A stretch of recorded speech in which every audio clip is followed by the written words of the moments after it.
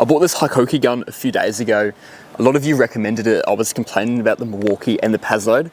So we're going to give this a crack. It's a bit heavy. It really seems very similar to the Milwaukee. We'll compare the two later. But we're going to frame some wobbles today and see how it goes for that.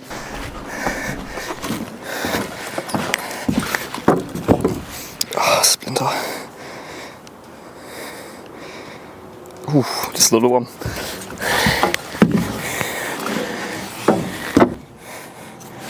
Let's go bows down. Studs are actually pretty good. It's not bad either. 1, 2, 3.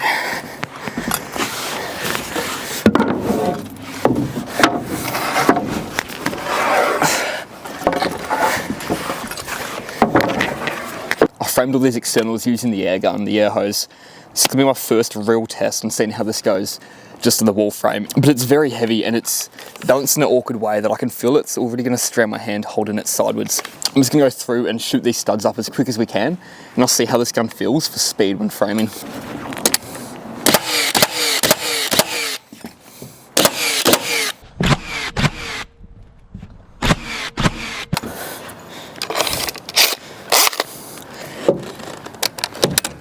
Shoot. I'm already noticing a problem with this gun. It skews fine if you're in an angle this way, but when I go down this side here, it doesn't pull the pin all the way back, so that won't shoot there. So I'm trying to walk through holding the gun this way. Well, it shot then, but in that angle there it won't shoot. You got to really push the gun the other way, which has been pissing me off because I keep trying to shoot like that. I don't know how common one of these are. It's something I've always done, but we call this a nog stick. So it's just a block of timber. Normally if we do have 70, I'll make it out of 70, just something that's easier to carry. But what I've done is I've measured from the end of the stick to where the nails are, the measurement for where the nogs are going to be in the center of the wall. That means I can go through, hook the nails over the bottom plate, mark the top of the stick, and then that line there is where I'm going to nail my nogs into. A wall like this could be quicker flicking in line because there's so many studs, but when you are doing bulk framing with heaps of nib walls and small walls all over the place, nothing beats a nog stick.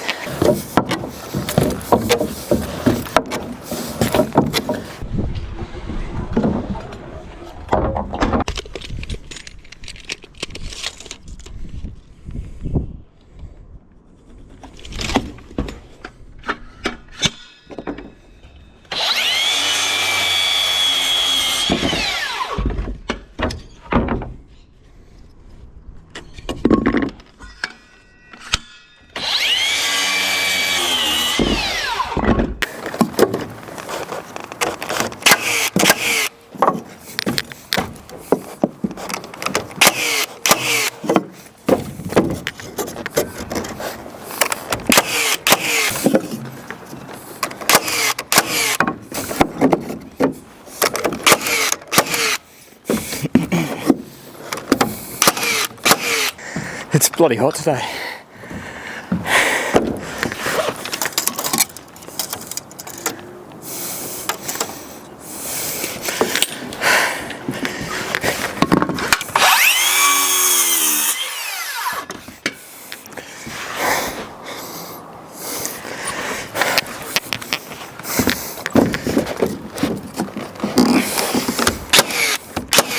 So a really good habit I was doing then, and this is a habit you should do shooting studs, nogs, anything, especially when you're framing and trying to go quick, is you hold your nog, you hold your stud in place, and you always want to shoot the nail at the bottom of the plate, the lower nail down, and then once you've shot that, you shoot the one at the top. The reason why you do this is while your hand's there in the vicinity of where you're shooting, you're going to shoot the one furthest away from the top of the timber, so there's no chance it will skew up and get your hand.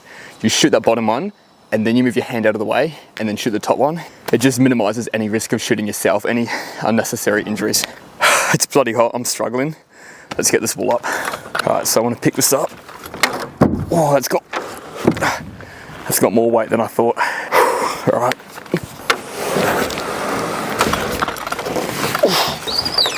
Don't slide.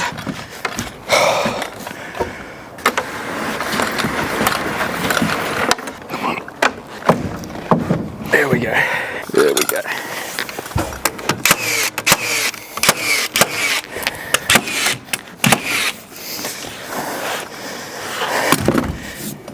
I cannot see these chalk lines. Oh, there it is. Oh, we're on it. Cool. And we're good to there. Should probably nail that top off.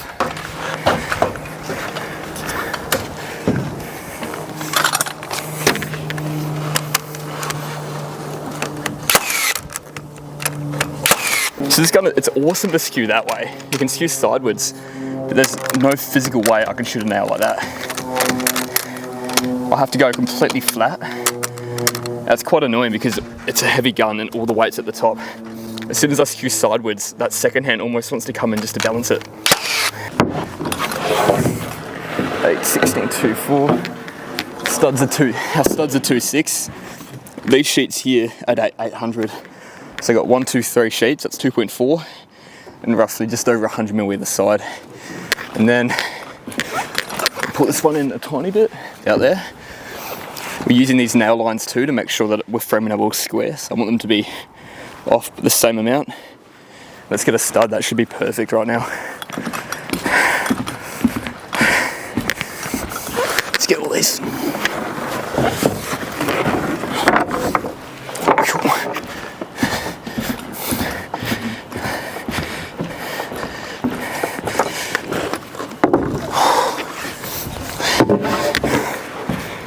It's pretty good. Put that in there. It's close enough. Could have been better. Now these studs are all pretty good. I was hoping for a bad one to use as a demonstration, but when we sight them, man, I can barely see it. I feel like the camera's going to warp everything. Our studs are going to bow either that way or the other way. It's got a bit more of a bow. We just want to make sure all our bows are going to be the same way, so that once the wheels are stood up and we go to straighten them, it's not going to be a nightmare. We're either going to get the planer and plane some off the studs, or pack the studs. We don't want the studs to go all over the place.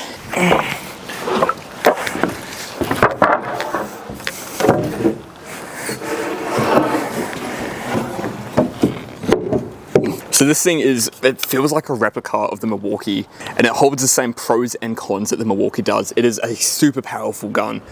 I think this is more powerful than the Pazload, and it can also shoot nails almost as quick as a pneumatic framer. You can see the main issues though, is just trying to get that head back when you're trying to skew the nails. I'm sure that's all for safety reasons, how they have it that way. But if we could make the teeth of the head longer at the bottom, so you could actually use those bottom teeth to skew nails in an upwards direction like that, this gun would be awesome. Now the secondary thing about this, which is also similar with the Milwaukee, is it's damn heavy. It's heavy, but it's balanced. So holding it this way, it's actually not too bad. The problem is, as soon as we're skewing walls and framing walls, we need to hold it sideways so that the head is closer to the ground. Sideways like that, it is not well balanced. I'm actually using a lot of wrist strength, just trying to keep that main body upwards so we can skew those nails in. I'm gonna take it for another run. Let's shoot up these two walls I've got here. And then we've got some LVLs downstairs.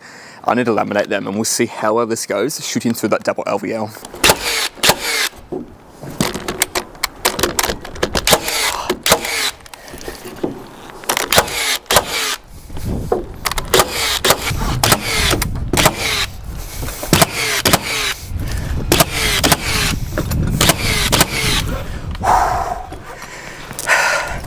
That is a forearm workout. Just trying to keep that twisted up.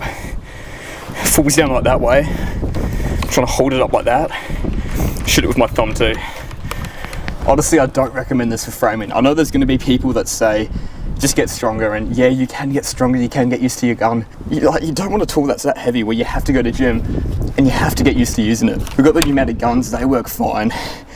If we were to replace them with this battery technology, it's going to be better. This obviously isn't better. The power and everything behind the gun is awesome. Just the weight behind it and the teeth, the weight and the teeth just make it too hard to use. Oh, that's a bit better.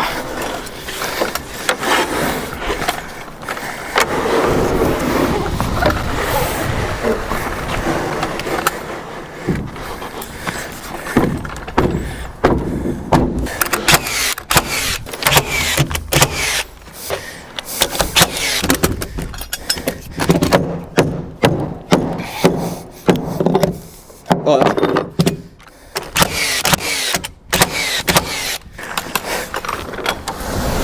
Oh.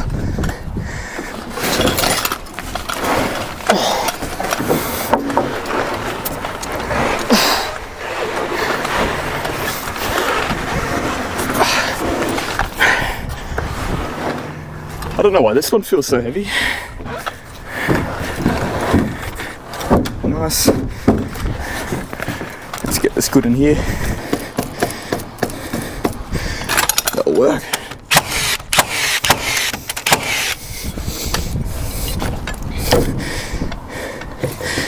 Honestly, right now, if we're using this gun to shoot the plate down like this, that is perfect.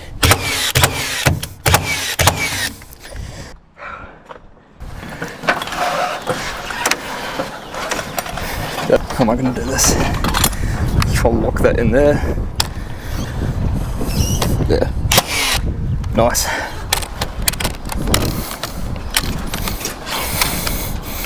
Shoot.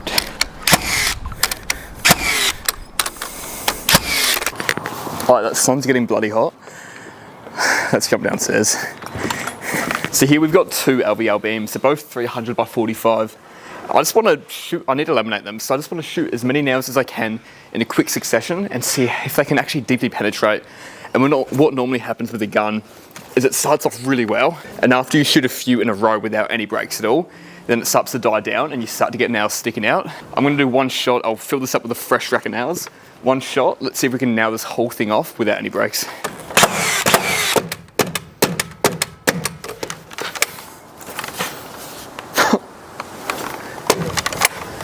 It shot 2 nails. That was fine. The battery just died. That's right, we've got 2 batteries. They're both 5 amp hour, 18 volt batteries. I don't have any other Hikoki tools apart from the framer and the fixer, which I bought together just then. But these batteries can actually run 36 volt tools too. I didn't even know Hikoki had a 36 volt range. It might be something worth looking into. I keep saying how similar this gun is to Milwaukee's.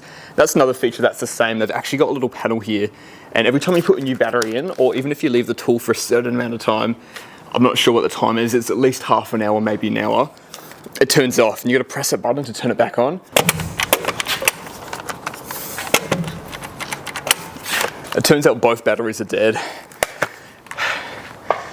I'm gonna call it a day anyway, and we'll test it out on some LVLs tomorrow. So I've actually got no hardwood or LVLs at home. I've just got this pine beam. Out of curiosity, I've got a full rack of nails. We're gonna put it on bump fire. I'm gonna unload a whole rack, which is 40 nails, laminating these together, and just see how quick and how powerful this gun is.